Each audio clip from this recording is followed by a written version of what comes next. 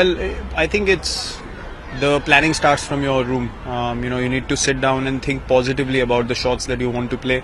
If there's a bit of hesitation, then you take the route of leaving the ball on one particular shot. But if you can get into a clear mindset back again and give yourself targets, after 30, reaching 30 or 40, I'm going to start pulling the ball, or I'm going to start taking on the short ball, then the targets become easier. So you have a clearer picture as to when to take on that particular shot. And for that you need to build your mindset first, when you're sitting all by yourself. If you don't have a clear mind then about a particular shot, then you'll find it difficult executing it in the game, no matter how many times you practice it. You first need to have a positive intent, then you practice, and then you can execute it in the game. That's what I feel, and that's the sort of pattern that I follow. Well, firstly, I mentioned it a few times before that I like to have the total on the board, exactly what you need to do and when to take on the bowlers and which bowler to take on at what stage in the game. To read situations, it becomes easier when you have a total on the board.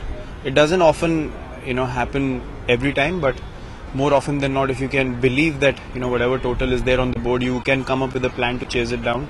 I think it ends up happening. So that I don't know, naturally I like those kind of scenarios where the target is in front of me and then it becomes a challenge that you need to achieve. So that just gets me going, I guess.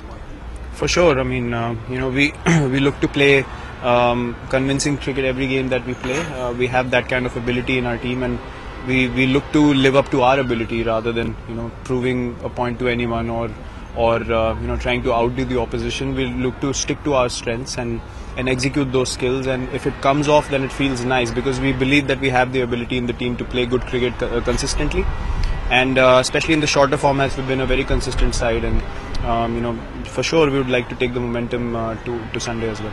Yeah, I mean, depends on as I said, when you are not too happy with how you're getting out and then you end up convincingly scoring a century and remaining not out and getting the team across the line. I think it's a complete package for a batsman. You can't have a more ideal scenario.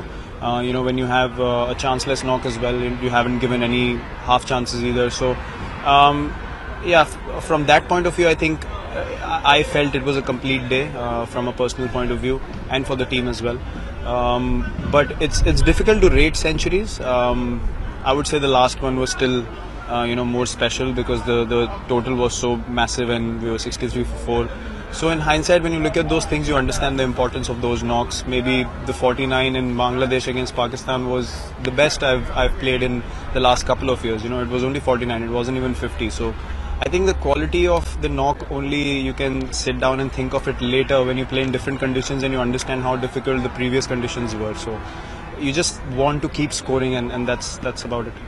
I don't think so, not at all. I mean, you have to figure out what kind of wickets you're playing on as well. I mean, I was trying to hit the spinners couple of days in practice and I couldn't because the wickets were not that great to play your strokes. The wicket in the center was much better, but you can't really judge a guy's batting form at practice, I guess, because you don't know what kind of wickets you're going to get. If the bounce is not ideal, then you obviously have to keep defending the ball and keep rotating strike. I think it was only the last game where he couldn't rotate strike. Before that, he got a brilliant 70 or 80 odd not out. In the Champions Trophy as well against Sri Lanka, he played a brilliant knock. So in the first game as well, he played a brilliant knock here when it wasn't rained out and we won the game. So I mean, he's striking the ball beautifully. You don't need to tell him anything in terms of how to play a situation or how to build an innings.